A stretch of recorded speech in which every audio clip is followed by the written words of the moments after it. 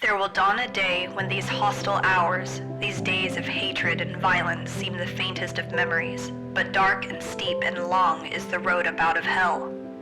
So do not tire, do not despair, do not abandon your brethren, and do not forget that through this darkness, we and we alone carry the light of freedom. Hello, welcome back to my channel. My name is Sandra, and today I'm so excited to talk about Dark Age by Pierce Brown, the fifth book in Red Rising. And back with me to talk about the book is my husband, Kyle, again. So I have been enjoying this series with him. Hello. We've been waiting a really long time to record this video. We've been waiting, or I've been waiting a really long time? You've been waiting even longer than me, but there have been a series of events that have put this off, right? I've been sick almost 2 weeks now, so that's one thing. And then we had tornadoes come through, like bad storms with a power surge. And so our refrigerator is not working right now. So there have just been many things. The details are a little bit fuzzy. But this book, I remember finishing it and I could kind of sympathize with you because you'd been waiting and waiting to talk to me about everything that happened with this book. All I could feel was just pain and dejection. I didn't exactly circle these points, but there's like 4 or 5 main points where I was waiting for you to get to these certain areas. But the problem is that I couldn't even really ask you about them then because I needed you to know more so we could talk about the end. So all I could just see was try and gauge your reaction.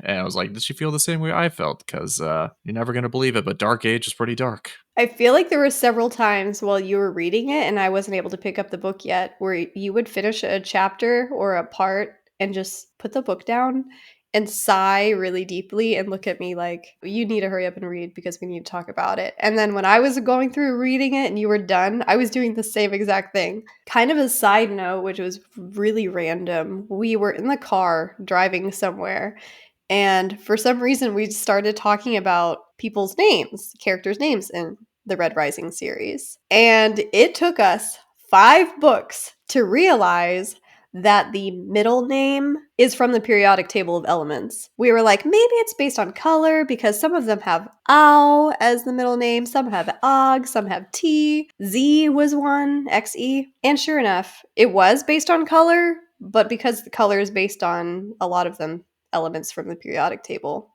So that was just kind of a wow world building kind of moment to me. Yeah, I felt extremely dumb. I Because know. I think it wasn't even like a really like insightful question. I just remember being like, man, why are so many of them, AU and then like some of them are AAG? I'm like, that's kind of like, I don't get it. And then, yeah, we looked it up and it's like, oh, yeah, no, that makes way more sense. And then I was like, wait, what about Ephraim? He's Ephraim T. Horn. Or like, and then we started going down the line. I was like, literally every single person had this like middle name or whatever you want to call it. I'm sure there's like a correct name for this, but every single one of them had it and all of them made perfect sense. And it was just like, yeah, nope, I feel really, really dumb that it took 5 books to figure this out. Yeah. For example, I mean, gold, AU, obviously that's gold on the table, but Quicksilver, Regulus, Og, Soon, AG. And then you have, you mentioned Ephraim. Grays are titanium, TI. And then Orion, blues, xenon, and I guess it emits like a blue kind of light. So it just made sense. There was so much thought put into the world building, and I was just kind of embarrassed that it took this long. So if you were watching out there and you're laughing at us because you're smarter than us and picked that up earlier. Don't think you're better than us. You're not better than us. I thought this book was, it kind of felt like Mad Max Fury Road to me. Not not, that it's just like a single thing, because it is multiple point of views. It's just nonstop. I mean, the prologue was a battle. It was a battle the entire time. There were so many people being introduced, people going to all these different cities. It was just madness. The last book, there's more world building. It took a little bit to get going. This one, there was no taking time to get going. I don't know if are we into spoilers yet or not? Maybe I can just talk generally until we get into spoilers, but like I said, the prologue already was like a battle, and not just like there's been other battles in the prologue where they're kind of like briefly discussed, like, oh yeah, this happened. This was not that. Yeah. This was like tactical, point by point. We did this, they did that, crazy stuff. Yeah, you mentioned Mad Max, and there was definitely that scene with Alexander and Lysander later in the book. Okay, if you're clicking on this video, we're assuming that you've read the book, so this is just going to be full of spoilers. So definitely got the Mad Max kind of reference. And then you brought up the prologue as well with all of this nonstop action happening. And I kind of want to tie back into some theories that we had. Like, oh, this is going to play out really well. I love how Tongueless immediately got murdered by Ajax. Yeah, We're like, spent well, a good amount of time last video talking about how Tongueless was such like an interesting character, but he hasn't really been like understood. We don't know about his background. They're like, I bet we're gonna find that out. And it's like, no, actually, he's gonna get split open in the like first 3 pages of the book. I was shocked. I think this is the first time that I put the book down while I was reading it. But to me, it felt like in Iron Gold that Pierce Brown was setting him up to be like this big major character, like some kind of reveal was going to happen. And then your expectations are just completely subverted. But you know me, I always have to dig into things. So I looked into this, and there are a lot of theories going around, and this is probably wrong, but I thought I saw somewhere how Pierce Brown kind of addressed killing off Tongueless because I guess he originally planned on Tongueless having this big reveal. And some people are kind of guessing that it was going to be he was the former kind of syndicate leader before Lilith kind of overthrew him. And so that was going to be like a point of contention, right, with him and the good guys. So that might have played out later. It seems But really random. But I yeah, guess I right? mean it kind of makes sense, but But you know, in Iron Gold, when the Duke of Hands was talking about the Queen and all of the other dukes, there was a Duke of Tongues. So it kind of makes me wonder if, like, maybe he was tied to that character because it was only mentioned like one time in that book. But we'll never that would know make because sense. Tongueless was just shredded by Ajax. But I think the comment that I saw was Pierce Brown was like, well, we needed to prove that Ajax is this formidable enemy and is very good. And so Tongueless kind of drew the short stick and was used as the point to prove That's that. cannon fodder. Yeah. I mean, he R.I.P. doesn't. Pierce Brown doesn't really do like a lot of red herrings. Like anytime, I felt like for sure in this book, a lot of the breadcrumbs that were left from the past book paid off in this book. Like there was a series of Mm-hmm. things that we talked about.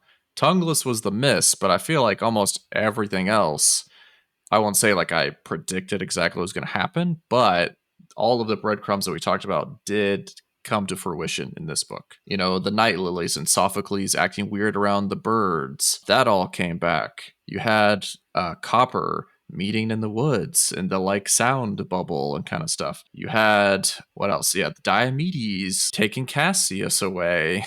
And You before he had died, Publius the Incorruptible. well, that's what That yeah, I was my said. favorite one. Publius, we had a yeah. Yeah. That was could see that coming, a mile away. But there was a big one, a big bombshell that I was not Which one? expecting. The clone jackal, The Abomination. the What abomination. a great name. He's like, how old in this? Is he 10, 10. 11? Yeah. Yes. Yeah, Creepy. I thought I'm still trying to decide if I like this plot point or not. I mean, I really enjoyed the Jackal in the original trilogy, but bringing him here, it's almost feels like a little cheap in a way. Like I know there's going to be some interesting stuff that comes out of it, but we're led to believe that, I mean, obviously he's dead, but also that Lilith is dead, or she's supposed to be shot down, so I guess she somehow survived as well. And then I guess the whole point of bringing up that Sophocles has been cloned was just to let you know that clones exist in this world or whatever. That's the only thing I could think of why they would bring up the Sophocles stuff. Yeah, that was brought up in. Was that this book or did that happen Last in Iron book. Gold? Yeah, Yeah. there's another breadcrumb from the last book. Yeah, that's when Lyria first came there. Oh, Lyria. That was another interesting thing. That whole plot line with Lyria reminded me of Baldur's Gate 3 with the worms in the brain and like the extra abilities that you're able to do. And so now Lyria's just walking around with this vengeful agenda and she's angry and now she's like supercharged, but it's broken right now, so they need to go fix it, right? I was trying to decide if I thought any character in this book was better off at the end than they were in the beginning. And Lyria might be the only one that is actually in a slightly better position at the end of this book than the beginning. I mean, I guess you could maybe argue like a Pax and Electra, although they've had some bad stuff happen. I don't know. I mean, everyone else had it really, really, really, really, really bad. But Lyria, she was, in a cage on a ship or whatever. She thought it was a cage. It was actually a children's room. But by the end, she's like a super spy assassin or whatever. So There was that scene when she was making herself up to be more enticing for the men, yes, for the the boys. Reds. Yeah, the red hand. And it kind of reminded me of like in Sin City where there's the woman kind of run sector. And so when she's like making herself up to be more alluring and things and breaking into the mine, and then she's like trying to whip these girls into shape and like having them put this tooth poison in and stuff like that. It just kind of reminded me of that sort of thing. Yeah. Well, you just think about how, when she was on the moon, Luna, how helpless she was and how alone she was and how easily she could be taken advantage of, right? When she was in the city. And then now you've got her kind of turning the corner and speaking up and handling things. I mean, there were signs of that in the book before, saving Kavix, that kind of stuff. But it is good to see her kind of going through this empowerment or whatever you want to call it, where she's just gonna take things into her own hands. She basically went on like a suicide mission and somehow made it work. So good for Lyria, I guess. She had to find Volga. Volga. Poor Volga. Yeah. Which you could argue that, I mean, Volga still had to get through the mines and everything. And by the end of this book, she had some loss and some bombshell reveals about her too. The main one being she's the daughter of Ragnar. So that's kind of cool, right? Yeah, I think, maybe that will give her purpose and direction, right? Because she's never wanted anything really, just to have like a family. But yeah, I thought about Volga, but with the way that it ends, and she basically she gets traded in a way to make the Obsidian lead Mercury, Volsung Fa. So I was like, is she in a better position? I don't think being anywhere near Volsung Fa is a good position to be in these days. Not if you have a heart, at least. No, I was trying to think about the scariest bad guy in this book, right? You have Clone Jackal, which is still 10. It's creepy in itself, but I don't know, it's probably creepier that Lilith kind of loves him, but she birthed him, like carried him and birthed him. It's so fucked up and kind of It's weird. really weird. So you have him. Clone Jackal is a bad guy. Volsung Fa was probably the scariest one to me, just because of everything that came with him, too. Because we find out that the Ascomanni obsidians that like went out into deep space over the centuries, they've like come back to kind of reclaim the obsidians, and they're very twisted and very not human-ish in a way. Yeah, they've been in space or low G so long that it's like started changing their bodies. And we kind of get like a description, but not really too much. And so I don't even really know how to picture them at this point. Just some sort of creepy, crawly things just walking on walls and doing all kinds of Pale weird stuff. pale aliens that were like ripping through Victor's ship and just kind of floating around, and that was like a space horror kind of sequence to me. This book is really cool. It felt like so many different things at different times. I was just But trying to think about like where we're even at, because everything's so fragmented at this point. Before, it was always very clear kind of who the bad guy was and who the good guy is, and now it's not so clear, at least in my mind, right? Because you've got Atalantia and Ajax. I think it's fairly clear they're bad, but then you've got Lysander, who's oh my gosh, Lysander, and this then guy. I don't the big reveal, I guess, Lysander and Apollonius. You've got Darrow and Cassius. You've got the clone Jackal and the Bone Riders and the Vox Populi, I guess, in some way or another. You've got Diomedes, who I'm not sure what side he's on either. And then even like Atlas, a lot of stuff Atlas was doing made it seem like he wasn't really down with what Atalantia or Ajax are doing either, right? His whole thing is maybe usurping with Volsung Fa or whatever. So we have all these different characters who are in like loose relationships now, loose alliances, right? Like it seems like the Rim and the Core, that's only going to last until Darrow is dealt with or whatever, right? Like until the Reaper or the Republic are dealt with. Same with Atalantia, Ajax, and Lysander. I'm like, this is just like a temporary thing until they get what they want, then they're going to split apart. And so it just seems like we're going to end in some sort of crazy battle royale at the end or something. So I'm very interested to see how all of these relationships change and flux with the next book. One that wasn't mentioned was Harmony, but I mean, that was one that we had called in the previous book for being a bad guy. And I thought that one had a satisfactory kind of wrap up for Lyria. Yeah, that's why another part of why Lyria is one of the few people that actually might be doing better. I mean, she got her ultimate revenge for whatever it's worth. I mean, she doesn't What a seem way to go, satisfied, too. but Some pit yeah, viper eggs you in your know, body. and what I forget exactly how they described it, but it was like she's not gonna die immediately. She's gonna be like, yeah, paralyzed for like a few days, basically. It's gonna be like Alien just popping out. So That's what she gets. find out. There were so many deaths. I was trying to make a list of everyone that died. So we started off with Tongueless, and then we had Orion's story.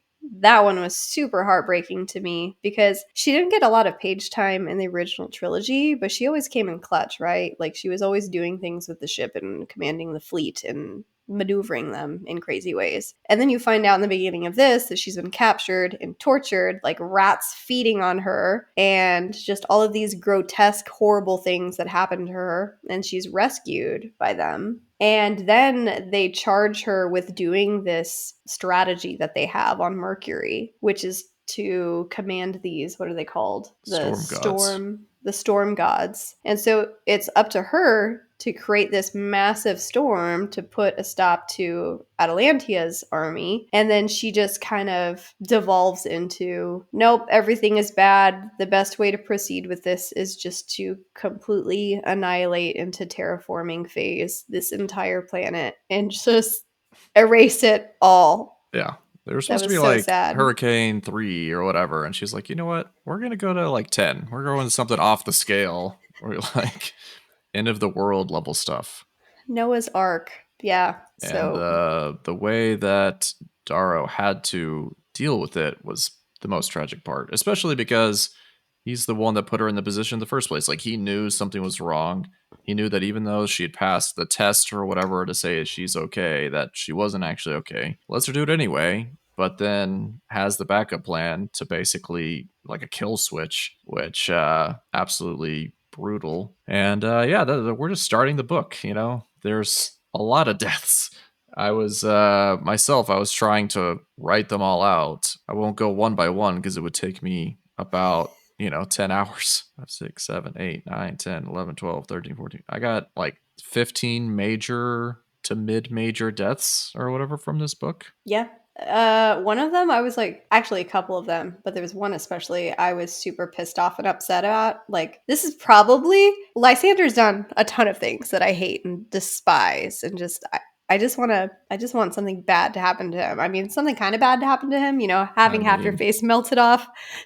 That's not even the worst thing.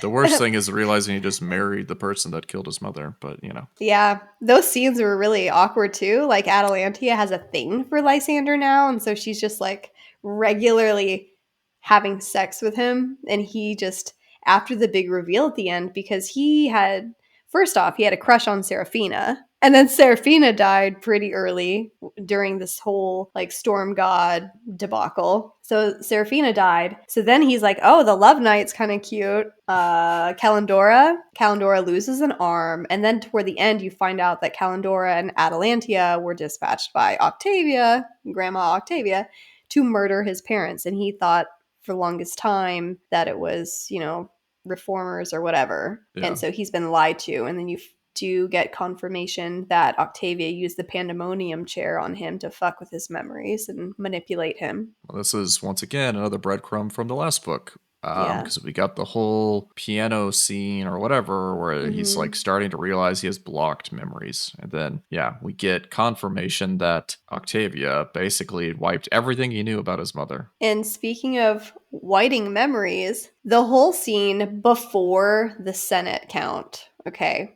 when Virginia and Severo are dealing with the Duke of Hands. And they're like, we've been opening up Octavia's safe, her vault of special toys and technology, and are playing with memories and stuff like that. And they just completely wipe the Duke of Hands' brain, just clean slate, just make him all goopy. Well, he's supposed to get turned into like an assassin or something for Theodora, right? Like there's something, I mean, they do wipe his memory completely, but then she like gives him to Theodora to become, she has a group, I forget what they're called, but I think they're like pink assassins or something. Didn't Theodora die too? Like during the whole Senate Yes. thing? I forgot about her. That just reminded me. So you Yes, had she's on the list. Dancer, and Theodora and Daxo.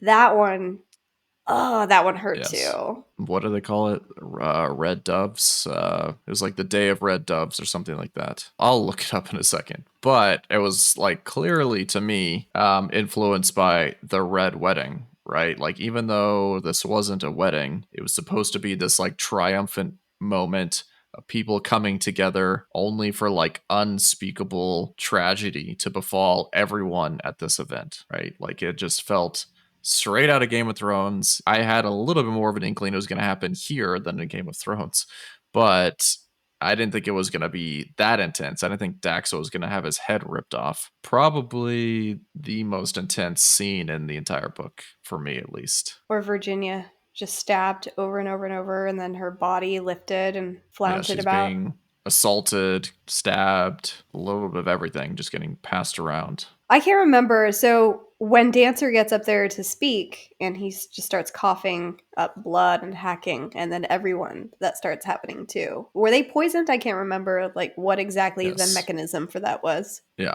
they were all poisoned, and Publius knew about it. As soon as it started happening, he was like, "It was them."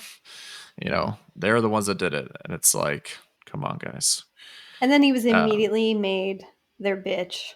yes, he got what was coming to him within like a day. So, but Didn't yeah, they who would have feed him guessed? brains?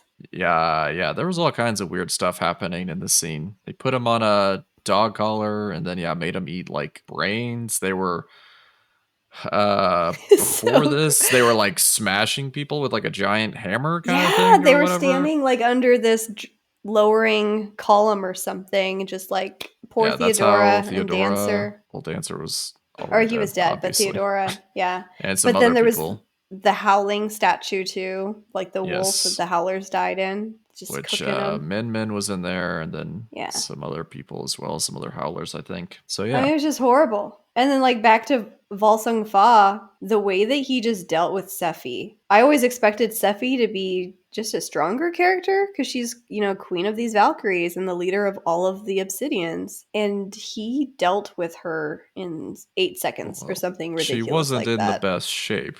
No, that's true. She was And I sick. mean, we basically learned that she's getting manipulated the whole time. And this, I found this part really interesting, not just because Sephi was manipulated, but that there was multiple people manipulating her at the same time. Because we had Osgard, right? Mm-hmm. We had Xenophon, the pink like Amel or whatever was there. And so we find out that Amel was sent by Atalantia. Xenophon was sent by Atlas or whatever. And like they're all doing different stuff trying to manipulate her. At some point she had gotten poisoned in the which time? It's when everyone got poisoned, right? Or tried to get poisoned. They also tried to get her at the same time. But Xenophon basically she trusted this white the entire time, and he's been leading her to do all of these things like sneak away and take the mines and do all this kind of stuff. I mean, that was unfortunate, obviously, especially how it all happened. Yeah. But once again, I'm like, okay, is Atlas gonna split from Atalantia? It seems like he's making his own separate move, but obviously he's also trusted Lysander a lot. So I'm like, is he going to actually join with Lysander and Apollonius and create their own separate thing. Did it feel like to you when it was talking about back in the day when Octavia was alive and she would send Atlas off to do these really horrible things that he was being forced to do it? It wasn't something that he wanted to do, right? She made No, him it was this like a monster. punishment. Yeah. So a part of me, he's the brother of Romulus, who it kind of made me sad how everyone was making fun of the way he died. Oh, he's like, oh, he was probably too busy talking. That's why he didn't make it the last few steps to the monument, right? Yeah. But a part of me wonders if his brother Atlas is still, all about the Outer Rim and trying to further them, separately from Dido. But we didn't get any Dido time either, so we don't really know what's going on there. That was another really big part of this book, is like a lot of the main characters from the last book weren't very involved. Yeah. Like, I know I've already brought up his name, Apollonius. He's got like 2 paragraphs in this book. No, he was made out to be, the Minotaur, this big bad in the old book, like the past book, and then we didn't see, we only saw like 2 scenes with him, right? Both Yeah. like seeing Lysander. Which I'm still a little confused by a lot of this. I'm like, okay, first, how did he get there? Second, he's just like walking through the desert. No one can see him. He's like, like he's just being Invisibility super cloak. sneaky. And then, I'm like, is he there by himself? Like, what is he doing? How is he moving around where people don't see him? Because was he there during all these giant storms? Yeah. Like it's very confusing, but he's just like a ghost in the wind or something. Yep. Because last book he was on Venus and left very pissed off by Darrow kind of fucking him over, and now he's on Mercury, plotting against him, I'm sure. But yes, Darrow making short-term decisions that are going to bite him in the butt. That's basically what the second half of this series seems to be about. So I mean, even though it's awful, that is a satisfying thing about Pierce Brown's storytelling, is that you do see those consequences eventually play out. It might not be immediately, it could be a decade later, but you do see the consequences for smaller decisions, seemingly smaller decisions made. yes, And I mean, there's big decisions too. Yeah. Like allowing Orion to do the storm gods. One that he probably thought was inconsequential at the time is when they were trying to go to Heliopolis real quick to stop Ajax, and they were just killing people along the way, and they got Lysander's group, and they took him down easy, and it wasn't that big of a deal, except they, instead of killing them or putting them down, they just like, oh, the desert will kill them, so they just kept going. It's like, you probably should have stopped to kill this group of people. That was a really cool scene because that was the first time to me it felt really in your face about getting complete opposite sides of the battlefield perspectives, right? So you started off in Lysander's perspective, and Darrow, the Reaper, shows up, and he's just murdering people left and right, doesn't even blink, will like waste a lot of time on him, and that's when Lysander gets his face accidentally melted off and stuff like that. And then the next chapter is like from Darrow's perspective, he's like, yep, pass through with minimal resistance. Yeah, it was minimal resistance. But a part of that too, like, didn't we find out that Darrow was taking whatever that drug is that kind of suppresses emotion and like makes you more flat and kind of socio-ish? Yes, I mean Darrow is kind of doing his best Ephraim here, I feel like, because he's been fighting for like 7 days without sleep. He's just like mainlining drugs, taking stim packs or whatever constantly. And he almost has a heart attack. I mean, almost kills him like a couple of times, I feel like, in this book. So yeah, he was pushing himself to the limit. And you see how that kind of impacted Alexander, because Alexander was doing the same thing. So one of the things that really made me attached to Alex in this book is kind of the father-son relationship that developed between them, because in the absence of Pax in Virginia, Darrow has kind of adopted Alex as like his stand-in son, which is fine with Alex because he's been looking for like a father figure, right? And so you get to see all these moments and how they interact, and then you see Alex being just so loyal and dedicated, and he's been up for several days straight, and then he feels so much guilt whenever Ajax was able to like maneuver around him and then take a completely different city than they anticipated, which causes their plans to go to hell, because this is when all of the shields around Mercury are dropped because of this. And so it was kind of that kind of growth between Darrow and Alex that made me, probably out of all of the deaths in the book, this is the one that just toyed with my emotions the most. Like, I was the saddest about this, and I was the angriest at a character over his death because the way it happened. Yeah, I mean, Alex was interesting.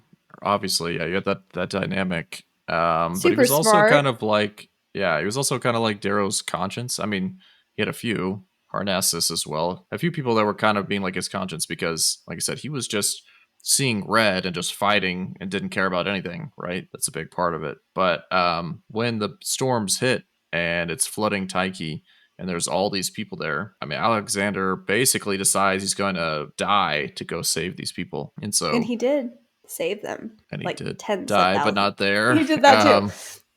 No, Yes, Lysander made sure of that. I'm like, come on. He just point blank just shot him across the room. Just like, I'm going to shoot him in the head after injuring Rona really badly, breaking her face. yeah. I mean, that is one thing that I will say as well with the characters that are younger. They all made like really big leaps in this book. So Yeah. like Pax seemed very childish in the last book, even though he was smart, obviously. In this book, it's like no, he's like past that. He's like ready to be a leader. And Lysander is almost the same kind of way. In the last book, did a bunch of really naive stuff, right? Like he was the Seraphina stuff, like everything that happened on the Outer Rim. He made all these dumb decisions. And while I don't agree with almost any of the decisions he makes here on Mercury, like all of a sudden he's like deducing things so much faster, seeing things for what they really are to like some extent. Like he's like growing up like really quickly in this book, which I found kind of interesting. But one of the things that I'm trying to wrap my head around is just like how powerful this mind's eye is, right? Because he uses it quite a Yeah. bit in this book. And so is that the only difference in this book, is that he's starting to really learn when he should be using this mind's eye technique, because he uses it to keep himself basically alive the entire time on Mercury, because he's jumped several times. He's jumped by Ajax's people. He's in the desert. He's jumping in burrows with dangerous monsters. He's doing all kinds of great stuff. And this mind's eye is the thing that keeps him alive, allows him to lie really well, Yeah, I want So to know more about that. He even uses it as a bargaining chip with Apollo at the end. Like, oh yeah, I'll teach you mind's eye. does he actually say I'll teach him? I don't remember if he does or not, but I know Apollonius Maybe, wants to know it for sure. yeah. Lysander, it's like, okay, after reading the first trilogy, you knew after Morningstar that Lysander was going to be fucked up and have issues. And we see all of those issues now. And I know I'm supposed to feel some sympathy for the things that happened to him with his memories being manipulated so that he could be more controlled by Octavia and then being passed around as a ward from different people and all of this stuff. But it's just Cassius treated him so well, like a family member, For and he 10 still is years. just like, he doesn't care about any of it. Like, all he cares about is his name and his legacy, and he really honestly feels like golds need to be at the top. It is interesting. He is a bit of a reluctant leader. A lot of the times in the book, he was kind of denouncing it. I don't know if he always Yeah, meant it or if it was survival, but a lot of the time he was saying, I don't want to be the sovereign. I am not the sovereign. I'm not even a peerless guard. but then you see him on horseback, like on the Sunblood horse. It almost felt like he was trying to be that commander, like that leader leading the charge Yeah, there. that's my You point. know? Is like he had never even been in a battle before, and then all of a sudden, by the end of this book, he's besting Darrow on. I know it was horseback, so he had like an advantage. He's been riding horse his whole life, but still, I was like, he was just dust in the wind earlier, and now all of a sudden he's beating Darrow in one-on-one combat. So it seemed like he leveled up like 10 times through this book. I mean, but he kind of talked it out with himself too in the book, though. He was like, well, Darrow's older. He's also really tired, and he was in terrible, terrible shape. So I did have the upper hand in this anyway. So there was that kind of justification for it. I don't know. I was so pissed off at Lysander with just every decision, and then finally just killing Alex like that. He's dead to me. But I mean, you at least got a little bit of that Schadenfreude with the Calendora deathbed confession, which And is she was like, "You're gonna hate me after I tell you." He's like, "No, I won't. I promise. Just tell me." And then she tells him, he's like, "You're dead to me." And then she just dies, a few days later. Just yeah. hate the Apparently, Darrow's character. using poison on his weapons now. I thought that was kind of out of nowhere. I But mean, he should have been doing that sooner, I feel like.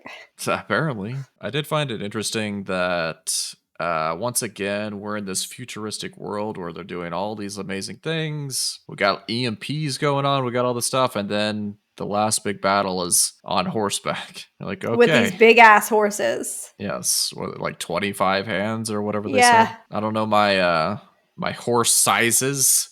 I just know And my then wine bottle massive. says 14, so I'm guessing 25 is a big horse. Yeah, but that was one of the coolest battle scenes, I think. It just what I was imagining was just like a meat blender, just the hooves just completely smashing bodies. Yeah, I know I need to get more references, but it definitely felt like Game of Thrones, where they're all getting smashed together or whatever, and they're like can't breathe and all that kind of stuff, right? Just add on some big ass horses trampling you to death. Yeah, I'm trying to understand how the move that he came up with worked. It's like you lay on your back and you just kind of sit the sword straight up, and then you just hope that the horse just gets sliced up and that your armor saves you, I guess. Yeah, they were laying there and then just bracing like a spear to just completely rip open the horses. Which I mean it worked for a little bit, but if you get stepped on wrong, that's it. Well, Daryl got stepped on a lot, but his armor saved him, so. One death that didn't really hit me as hard as I thought it would was Ephraim. And I think it's Because because you're a he terrible just person. I'm not a terrible person. He just spends so much time like, oh, I miss Trig. I'm ready to die. Yada, yada, yada, yada. Like, I But he need had to correct redemption my in this book. mistakes. He did have redemption, and I'm glad that he did. But you knew it was coming, especially when I forget if it was him or Volga, but made the comment like, you're like a father to me. And he was showing Victra, or no, he was showing Volga like the statue, the monument dedicated to Trig and stuff like that. And then you get Victra giving him her forgiveness because Trig was the one that Saved her. Because she was with Darrow when they got broken out or whatever, and Trig helped save them, so. yeah. And then Victra, we had pregnant, angry Victra in the last book, and then we had pregnant, angry Victra in this book until she wasn't pregnant anymore. And then that probably had to have been one of the darkest moments of this book too, with everything that happened with baby Ulysses. Two things here. We got to give Ephraim his time. Come on. I feel like Ephraim redeemed himself, and He yes, did. the taking Volga to the statue or whatever, doing all that. That's my. I got two tropes that happen in this book. We've talked about both of them now. One, when you overshare, you're dead. Everyone knows as soon as you start talking too much about emotional Don't do things, it. things that happened in the past, you're dead. The second trope is just deathbed confessions, I'm dying, about to drop the bomb on you. But anyway, Ephraim, he finally, had like kind of found his place and was like atoning for all of his sins. He was going to get back Volga. He was getting back Lyria. And he was going to, he was fixing all this stuff. He had actually created a good relationship with Pax and Electra. He'd stopped doing drugs. Well, except for the time he did those berries on accident and decided That to was fight funny. some people with a mop. That was a funny scene. Yeah, Ephraim, I felt really bad during his death, but yes, the Ulysses death was absolutely brutal as well, even though it was like off screen or whatever you want to call it, where basically we're at Lyria's perspective, and it happens when Lyria isn't around Victra or whatever. She finds Ulysses later though, like nailed to the tree, which is it feels messed up even saying that out loud. Yeah. But yeah, that was absolutely brutal. There are a lot of just really fucked up things with the whole Red Hand village and all of that stuff, with like the little girls being taken super young to be married off and used by these guys, and just a lot of really horrible things like that. Yes. Yeah, no, that there was pretty much no good parts about that, right? No. Yeah, you go to the cabin where Victra's like having a baby in the like manliest way possible or whatever. Like, I'm a warrior, so I'm just gonna stand through this the whole time. But you have the people that are there who you're not sure about, and there's this girl that won't talk, and then you find out the reason for all of this, and it's just super messed up. Got to get those numbers up somehow, right? Got to get some new recruits. Did you have like an unsung hero for this book? That is hard to say because most of the heroes I think are like fairly obvious, but there's also just not that many good things that actually happen. So I don't know if there's like an unsung hero. There's just the regular ones that made sacrifices. I mean, who is your unsung hero? Do you have an unsung hero? I was trying to think of like one character. Okay, who accomplished a bunch of stuff given just, I mean, everyone had to deal with a shitty situation, but who was able to accomplish something? And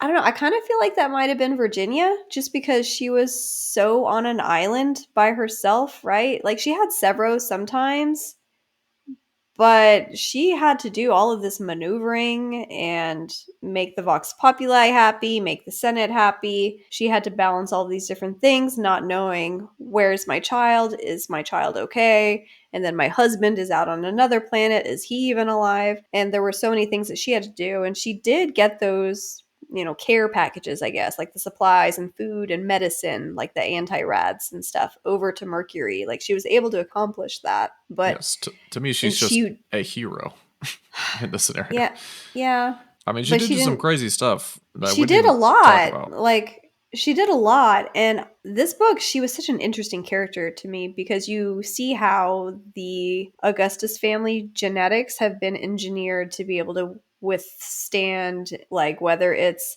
pheromones, like sexual pheromones so that she can't be affected by that kind of thing. She can't be affected by people trying to toy with her mind and stuff like that. She's like a lockbox, basically. Very hard Yeah. to penetrate that and get information out of her. And so this book, she just stuck out to me. And she did go through some really horrible things. Like we found out with the night lily flowers that she was keeping in her office because that's what she used to get at Lilith and the clone jackal. And she lost like fingers in that Yeah, she had to cut process. fingers off. It It was was not good. I was trying to no, understand that as well I felt because so bad for her every scene. I was yeah. just like, oh, please don't let this be the scene where she dies. So she's holding the flower and she knows that the jackal's gonna act like a jackass and just like reach out and grab it. And he does, but I guess because she's holding it also kind of affects her or whatever. Yeah. And then yeah, has to keep it from spreading, has to cut like her fingers off or whatever. I'm like, okay. I didn't need that. But I mean, to the best of our knowledge, at the end of this book, Clone Jackal and Lilith are still alive, we think, right? Like they're still poisoned, but they were still alive whenever she escaped. Yeah, did Lilith actually get poisoned? I don't know. I can't She remember. got like a axe. Was it like the back of her head or neck or something? I can't I don't remember. know. But yeah, She I got didn't seem injured. like either one of them are dead. I doubt that they would be dead. And then I did like that Virginia just had like some secret hatch or whatever, just pull the lever or whatever. Just imagine her being on like a chair and just like flying backwards or something. But She had to like solve puzzles or some shit to be able to open that, right? Like she had to use her tablet to decode something. I kind of got mixed vibes off of the whole conversation between her and Clone Jackal because there were sometimes the way he acted, especially toward Lilith and the rest of them, and the way that he talked very interested to Virginia, like it kind of gave you that I want them to be able to work out like their weird, not sibling kind of relationship because I felt like there was some breadcrumbs being sprinkled in for there to be some sympathy being developed there for Virginia I toward him. mean, I don't know if he's redeemable. That seems unlikely to me. It seems more like he's a psychopath and basically thinks of Lilith and all these other people as beneath him. And Virginia, while he, his sister, probably doesn't care for, but sees her as like a challenge or an equal, and so has more fun with her because this is someone that's actually on his level that he can like talk with or whatever. So that's why he Eh, likes the puzzles and that kind of stuff. I mean, maybe he can be redeemed, but seems unlikely to me at this point. he's just I give it mean, to Abomination. knowing that he's a clone of Jackal, Yeah, especially since he's just kind of like retaught his whole history or whatever of everything that's happened. I mean, if he was some like a parts. clean Lilith left slate, some parts off. Yeah. yeah, if he was a clean slate, then maybe, but it seems unlikely. For me, everyone had it pretty bad in this book, obviously, but I felt like the people that had it worst are just the people of Mercury in general, Yeah. because they had the giant battle before all of this, or the Republic took the place over. Then they had more battles. I mean, we got the prologue from the last book talking about that battle, about seeing the Reaper and thinking it was good, but actually they're all dying, right? And so there's bombs and that kind of stuff. And then we have this book where in the beginning of this one, once again, it's off page, but Atalantia had gone and basically took over this place. So, there's more bombs and more fighting. Then Atalantia is dropping nukes everywhere, like left and right, like blowing stuff up. Oh, those were brutal. Yeah, I mean, Darrow had lost like 500,000 people within the first like chapter of this book because they lowered all of the shields. They figured out a way to lower all the shields to all these different places, and then Darrow counters that by basically unleashing the storm of all storms and flooding and destroying all of these cities as well. So it's just like, I'm pretty sure the people of Mercury are the ones that had it worse here. Yeah. They're getting Especially the ones strung that, up by the Fear Knight. Yeah, Atlas got to. His tactics. Yeah, Living having up a to the name. rod just shoved up you and you're just dangling there, dying. Booby-trapped. Booby-trapped. It's awful. This book was just so horrible. There's so many horrible, ugly things happening. I mean, the way that I would describe it is that it's like 99.9% dark. But the only difference between this and like just a pure grim dark, I guess, is there is always that very faint piece of hope. Yeah, just a enough. I know we've talked about this a little bit before, but I am interested in what you thought about the Cassius reveal. I loved Cassius. Like, I had a complicated back and forth with him just because of the brotherly type of relationship with Darrow in the first trilogy, and then I really grew to like him in the last book, especially with what he was trying to teach Lysander. That wouldn't work with Lysander, but we thought he would live, and he did. Like, he ended up being alive, and he came in this book at a moment that was like the darkest hour for Darrow. Darrow was stabbed through the chest. He's like has a punctured lung. He's feeling very hopeless. His little sling blade or whatever is broken. Like Lysander has his broken handle or whatever to it. And Thraxa seemed very much like, will you give me permission to commit suicide already? Because I'm injured and we're going to lose. I want to go ahead and kill myself so that I don't have to deal with this.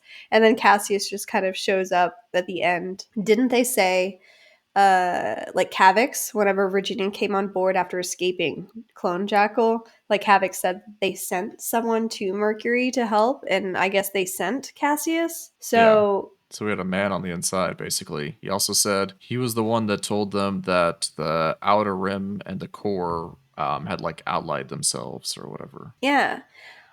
I want to love that Cassius is back because he can kind of light that fire again, get them going. But then I think I mentioned this to you. I'm really scared that it's going to be like a Manchurian Candidate type of thing because we don't know what happened with Diomedes in like when they took him off. Did they do something to him? Because the way he described it, like Cassius in this book, is they sent him off to Europa or wherever to go sit in this house, and then he just like escaped, like found his ship, and his ship has been like pimped my ride, like it's supercharged. He escapes.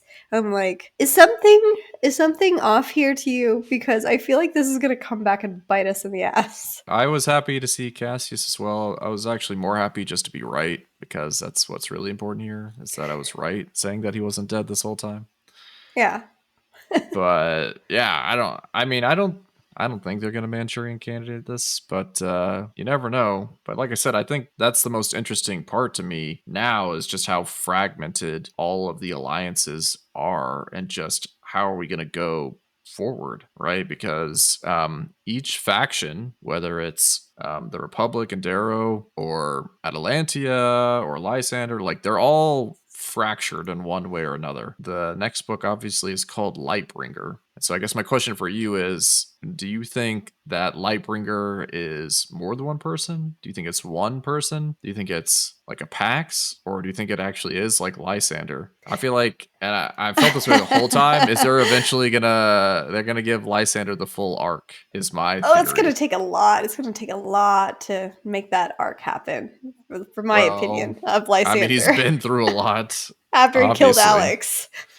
But like, I think about what Romulus told him, right? And it just seems like they wouldn't have included that part if he wasn't eventually going to turn around and become better or whatever. I think Lysander thinks he's Lightbringer in his head with everything that Romulus and how all these other people are treating him, you know, the heir of the Owloon family name. So I feel like he thinks he's Lightbringer. But a part of me, like we talked about before, you kept saying this is like the passing of the torch, the changing of the guard with this new generation of kids. And we saw Electra and Pax and Volga and Lyria like do all of these really interesting things. So I kind of feel like it's maybe collectively like the generation of it, but I still think it needs to be initiated by, I don't know if it's going to be Cassius or if I don't know if it's going to be Darrow rallying to kickstart this. I don't know what's going to be the catalyst for this, but it has to be this new generation in my mind. Yeah. And I guess my only other question is if, we're probably supposed to expect that Lightbringer is going to be a more uplifting book to some extent. Is it? But I'm like, how is that even possible at this point? I mean, we have Jackal Clone, we have Volsung Fa, who scares the shit out of me with how he is. Like, the way that he just butterflied Sephi. Just, I'm gonna pop your ribs out. There's your bird, right there. Osgard, you're talking about, like, symbols and, dreams and shit like that. There you go. And just, like, rips her heart out. And I feel like you made me seem a little bit heartless about the Ephraim death. But that did.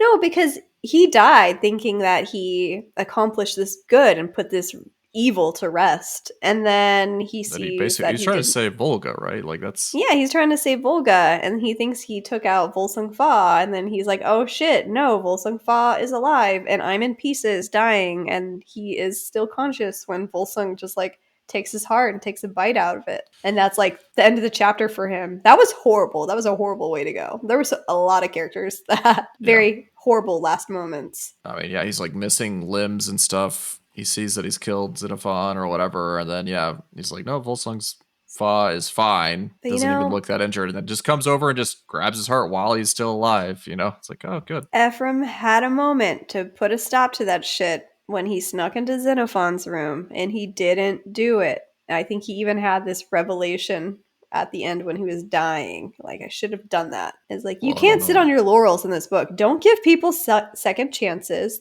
Just don't do it. He didn't give him a second chance. He was trying to figure out how he could get out, like kill Xenophon and still get out or whatever, but he was surrounded and then got knocked out. It wasn't like he ran away or something. Did Valder die? Sephi's lover? No, he got, I think they let him go, like, right before all of this stuff started. So I think he's going to play a big part in the next book as well. You got to have one Obsidian guy, right? You got to have your one big Obsidian that's the Ragnar character. He's the one, he killed Sephi's griffin, right? God Eater? Like, he just went up there. Yeah, but they found out that, what was that drug they weren't allowed to take? The drug. Once again, it all comes made back him do to the crazy. Drugs. Yeah. Yeah, it's what they would give them before battles or whatever. So we still have Duke of Hands, clean slated, whatever, right? But see, here's the thing. Up with him at this point, because he was with Theodora. So Pierce Brown opened the door for things like cloning. We find out that Screwface underwent this very horrible carving type of thing that Darrow went through to be turned into a gold. But we also got access to Octavia's vault, which released all kinds of technology and things that could play out. So this is why I'm very cautious about how I feel about Cassius, because I don't know where Pierce Brown will take him as a character, considering he was in enemy hands at that last book. It seems like it would be super messed up to have him become the Manchurian Candidate. Like, it just seems like that would be one of the most heartless things you could do, and I don't really get the vibe that that's where he's gonna go. Like, he's never really done so far. Like, nothing he's done has like subverted my expectations like so much, where it just felt like a complete 180. Like, everything, like I said, breadcrumbs, they paid off. Like, I don't really feel like he's. I mean, I could be wrong, obviously, but I don't feel like he's the kind of writer that's doing these kinds of like crazy subversions or whatever. The craziest thing so far is that the Jackal is alive, which, like I said, even then there were like some. He's not really. This is like a different Jackal. It's not Jackal. I mean, Yeah, he's the Abomination. I got a feeling if you're called the Abomination, you're probably not going to be redeemable, but who knows? I don't want to go over the list again, but you have competing interest in every single place. There's competing interest at the Rim. There's competing interest in the core. There's competing interest of the Republic. Is Diomedes on the same side as Dido? Doesn't really feel like it. Is Atlas on the same side as Atalantia? Doesn't feel like it. I mean, heck, Jackal isn't even on the same side with his own bone riders, or he doesn't like them, so he's just using them. So how does that work? Like, what if people attack the Citadel? You know, like I don't even know. They're And all of, Severo. yeah, he's still with them, and Yeah. Clown and Pebble, they all got left Oh behind. no, Yeah, I'm so who scared. knows? Which I don't Severo's like another that. person we've got barely any book time this book either. So This, I feel like every book you have a good directional sense of, okay, this is the natural thing to happen plot wise for these different threads. I really don't know like what's gonna happen. There are too many wild card type of characters. yeah, I mean, you could tell me that Apollonius basically does anything at this point. I'd be like, oh yeah, nope, that makes sense. Apollo was made out to be this evil, crazy character, but there were a few moments I feel like in Iron Gold where he kind of just captured the scene and would have like these hysterical kind of lines and just like kind of the physical humor, like in battle and stuff like that, that kind of made him like a modicum of a likable character. I mean, he So was theatrical. he is I would say. theatrical, but it kind of makes him an alluring kind of character in that sense. So I'm curious to see more. Hopefully, we'll see more of that because we didn't get any time with him in this book. I don't know. I got so many names going through my head. There's like the other families at Mercury. I'm guessing they're probably gonna go The with Lysander prisoners, eventually. Well, like the Votum or whatever. There's like lots of other Cicero. yeah, Cicero's people, they all got screwed over by Atalantia because they were like, oh, we're going to help them out. Then they didn't. I mean, Ajax undermined all command. Just seems like it's going to be a huge nightmare. So we've got Mercury, which is like, I guess technically Atalantia controls right now, but it's going to be a shit show because of all the stuff going on with Lysander. You've got Earth, which got taken over. We don't know the exact details yet, but just the Rim and the core band together and took that over. So I'm assuming that's Dido, but even then it's like Seraphina's dead. We don't know what's going on with Diomedes, so that whole thing seems potentially contentious. You've got all of the Republic people now going back to Mars, but you got Volsung Fa that was just there. He left. We have no idea where he's going. So yeah. You have Lyria Pax going to Oculus. Is that Oculus. right? Yeah, which I'm trying to understand Oculus, because didn't Gilrastes, however you say his name, wasn't he talking about Oculus with Lysander at one point? He found like a model and he was like, oh, this is the thing I never got to build, but I wanted to build. Yes. But I guess it did get Oh, built yeah. or something, right? Yeah. Which we don't. So if it's something that's built, I mean, it was supposed to be like a city in space or something like that kind of a thing, almost like a satellite. I don't know. Lyria, A station though, or something. she's going to be a cool character to see like how Yes. that little thread develops. I'm interested if we hear more about Fig at all in the Yeah. backstory. I'm like, there. was Fig the first one? Or was she just like the next person that Part had of a this line worm? of assassins? Yeah. Yeah, and what does Victor know about this? Yeah, Victor definitely knew something was going on. Maybe We'll it'll be see. brought to light. Didn't they say that Atalantia, like part of her little arsenal of warfare, was the biological warfare aspect of it too? Like she released stuff that made people turn against each other, eat each other. Well, they Just said turn that's what really she was going to violent. do to Heliopolis.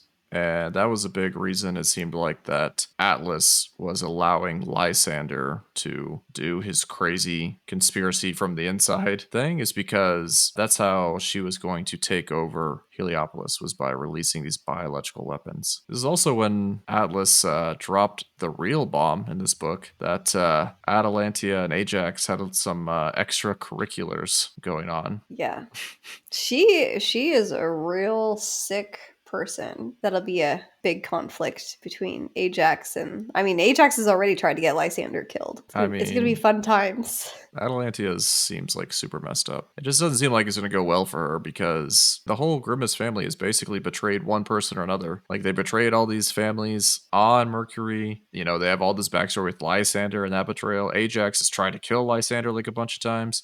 even before the marriage proposal, they made a big deal about how he was going out on this chariot, but this chariot had like a special shield. Atalantia had like snipers trying to shoot him like the entire time as he's doing this like lap around. Yeah, the person that does this kind of things is not the person that's going to rule for a long time. I'm looking forward to picking back up with Lyria, seeing where this worm Oculus thing plays out, seeing whose side Cassius is really on. Hopefully it's our side, the good side. And then Virginia. I want to see her heal, and I want like a reunion scene with her and Darrow just because she did so much and went through so much. I just want that kind of reunion for her. I did like Victra getting to see Pax and Electra again. Like that was a very touching moment. Same with like Ephraim and Yeah, Volga. when But she went and just swam until she basically couldn't swim anymore. It was that weird ritual. oh yeah, there was that weird ritual. But I mean, she saw, what was it, the sunlight or whatever, and got to turn back. Yeah. So Not just swim indefinitely till she drowns. Yeah, that was a weird one. I did like Victra much better in this book, and maybe it's just She's a little because more we had reasonable. we had a much more direct access to her. In the last book, it was always like third person. She's doing all this like ridiculous stuff. In this one, you know, she was still acting like a little bit Victra-esque, obviously, but like nothing she did seemed overly callous or like, you know, not thought out or not thought through. And then she did, you know, she made up with everybody, you know, so it was just like, it just seemed like much more like Victra. Even when she saw Virginia and she was like starting to like give Virginia a hard time about not bringing back Severo and the rest of the Howlers, and then Virginia shows her all of her scars, and then she's like, "Oh, okay, I get it. I get it now." Yeah, So, that was a sad scene, but bittersweet in a way. We yep, didn't really get a lot of Holiday either, so I'm sure we'll pick back up in the next book, like seeing what happened with Holiday. At least we have yeah, Holiday, Severo, some of the Howlers that can potentially deal with Clone, Jackal, and Lilith and the Bone Riders. the tiniest glimmer of hope. I think the way that the glimmer of hope is best shown in this book is when they do, I forgot exactly what they call it, but Kavix basically tells Virginia to do this. It's almost like a victory lap thing where you just like fly your ship around the planet like really low to show that you're the owner or whatever and you rule it. And people were like doing fireworks or whatever of the Reaper. That was it. I was like, okay, there's our like tiny glimmer of hope that Mars I'm, is still good. but you talked about never overshare because you'll die, right? And I feel like that's what they're doing with Severo's character when he booby trapped his room. And I Darrow, mean, is that an overshare? If it's like a hologram or whatever? I feel like there were a lot of, I don't know. But if something happens to him in the next book, I'm writing. I'm going to be very angry because he's one of my, OG favorites. I claimed that there was going to be some major deaths, and there were some like relatively big deaths, but only probably like one or maybe two you could consider to be like major deaths. I'd like none of the only OG person that died is Dancer, right? Like he's the only one that's been around the entire time. Like obviously Sephi dying was like a big deal, but Sephi has only been around for like half the series. Everyone else I would call like second tier characters. Sephi, Yeah, Orion. like I said, I'm not gonna name every single person that died because I don't want Which to be one here all hit you day. the hardest, though? Probably Ephraim. I know you didn't like Sephi dying, like obviously was bad. I think the most messed up one was Ulysses. Alexander. It's hard for me to rank deaths. It's kind of a messed up thing to ask me to do. So I didn't ask you to rank them. I just said which one hit you the hardest. exactly. Me, it was Alex because they were building up this relationship with Darrow's niece, Rona, and Alex, like becoming this item because they kind of liked each other, but they neither had like acted on that yet. And Alex was just such an honorable character, always trying to do the right thing. And you saw a lot of growth from him. And then Lysander just shoots him, doesn't even fight him, just like recites a poem, just shoots him. I'm He doesn't so have time for angry. this. He's got I'm places to so be. He's got places to be. Oh, God. All right. Anyway, And I think we've like I thought we were ending rambled. this 20 minutes ago, and then you've just like, well, let me try and find something else to talk about. Yeah, so we're gonna read Lightbringer next, and then we'll be back to talk about that and finish up the Red Rising series until Red God is released, which is hopefully sometime next year, so that I don't have to reread the books to remember everything that happened. right? Maybe we need to reread. I probably need to read this book again because there's so many new people and I couldn't tell which way was up for about 6 chapters there. I mean, the good thing is maybe that the graphic audiobooks will be completely released for Iron Gold and Dark Age. I don't know if it would get through I need like Lightbringer an as well. interactive map of Mercury to know what the heck is going on. So it's like they're at Tyche, then Heliopolis, then this other city, then over here, then Ladon. And I'm like, I don't know what's going on. I don't know if it took them 10 minutes or 10 days. So you should probably end this. So thanks for listening to our discussion of Dark Age by Pierce Brown, Red Rising, Book 5. One more to go, and then we'll sit and twiddle our thumbs until the last book comes out. So we'll have plenty of time to look over the periodic table of elements to make sure we understand everyone's name. Yeah, but it's only the high colors that get those. The low colors, no one gives a shit about them. Their names don't matter. So until next time, we'll see you soon. Bye. Bye.